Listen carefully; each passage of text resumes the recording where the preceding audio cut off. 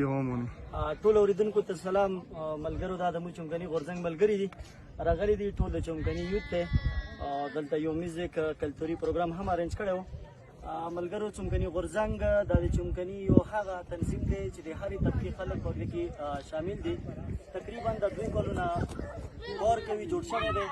د چمکني غورځنګ اصل مقاصد د خپلې علاقې هغه محرومیانې هایلایټ کول دي چې هغه عوام ته ډېر مشکلات پیدا کړي دي، او دویم خلکو کې یوه سیاسي پوهه راوستل دي، سیاسي اویرنس پیدا کول دي، او د قوم د مظلومانو اواز اوچتول دي.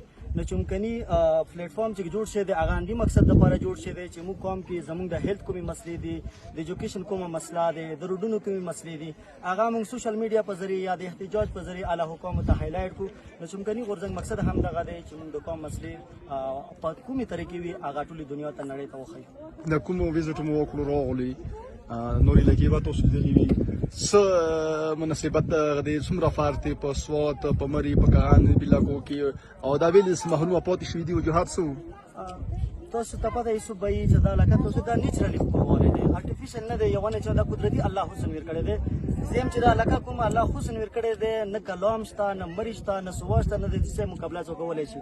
او دا واحد داسې علاقه ده ډېره په هایټ باندې پرته دی مخمان دي ټاپه نه بدقسمتۍ نه سرګار مخکې 40 بسیار د څومره فرد دی په سوات په مري په کغان بلاکو کې او دا ویلې څه محلومه پاتې شوي دي وجوهات څه تاسو ته پته یې صوبایي چې دا علاقه تاسو دا نیچرالي خپلوالی دی، آرټیفیشل نه دی. یو نه چې دا قدرتي الله حسن ور کړی دی.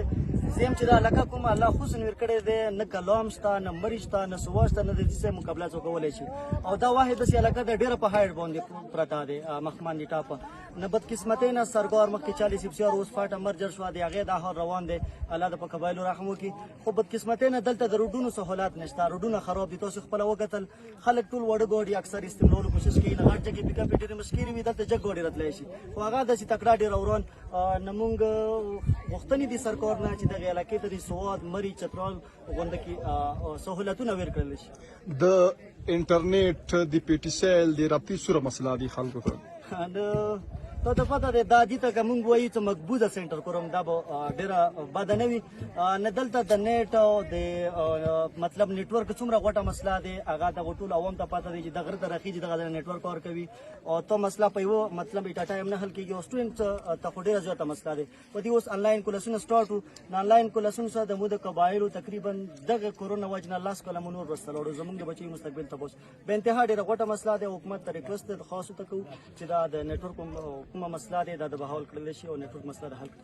دا شرکتونه کېږي چې دلته چیک پوسټونه او بیا دلته خبر شو چې یاره ایپ سی د صدور تنګو کوي خو هغوی منکر شو سپړڅمونه او انشاءالله د مو چې کوم غورځنګ دی د چمکني یوت مومنټ دی د هغوی ورکل لګیا دي هر ځای کې چې پوسټو کې مطلب انتظامیه سره خلکو ته هغه پوینټس خیل چې یاره دلته پکچر وباسي دلته مو وباسو.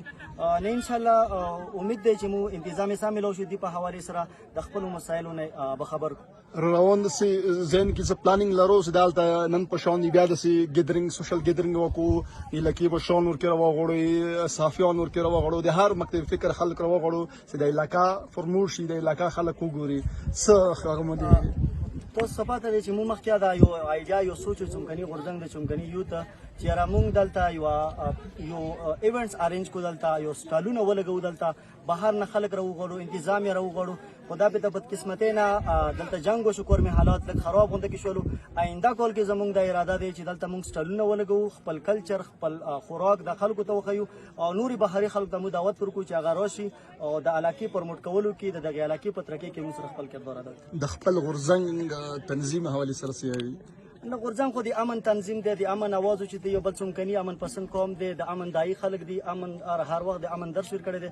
انشاءالله زموږ سپیشل فوکس په امن باندې دی او په ایجوکیشن په هیلث باندې دی چې موږ د هغو مظلومانو د قوم اواز اوچت کړو، حکومت ته ورسوو چې هغو سره کوم ظلم زیاتی کېږي هغه شی هایلایټ کول دي.